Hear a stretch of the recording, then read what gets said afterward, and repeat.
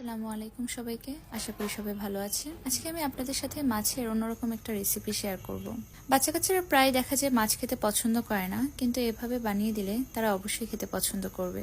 মাছের গন্ধ দূর করার জন্য এবং কাঁটাগুলোকে ছাড়িয়ে নেওয়ার জন্য আমি একটা পাত্রে প্রথমে পানি দিয়ে তাতে কয়েক টুকরো লেবু, লবণ, হলুদ দিয়ে মাছগুলোকে সেদ্ধ করে নেব। ঠান্ডা হয়ে যাওয়ার পর মাছগুলো থেকে খুব সুন্দর করে কাঁটাগুলো বেছে নেব, কারণ বাচ্চা কাচ্চারা আসলে কাঁটার ভয়ে কিন্তু মাছটা খেতে চায় না।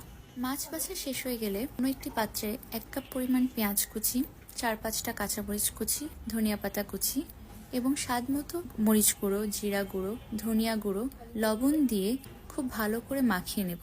এ পর্যায়ে 1 টেবিল চামচ পরিমাণ আদা ও রসুন বাটা দিয়ে দিব। আবারও খুব ভালো করে মাখিয়ে নেব।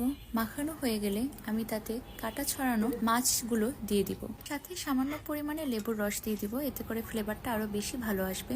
দিয়ে দিব 2 টেবিল চামচ কর্নফ্লাওয়ার এবং 4 টেবিল চামচ চালের গুঁড়ো এবং সবকিছু খুব সুন্দরভাবে মাখিয়ে নেওয়ার পরে হাত দিয়ে ছোট ছোট করে গোল গোল বানিয়ে নিব। আমি হাতে সামান্য পরিমাণে তেল দিয়ে ছোট ছোট করে গোলগুলো বানিয়েছিলাম এবং তেল গরম হয়ে গেলে আমি এক এক করে সবগুলো ভেজে নেব।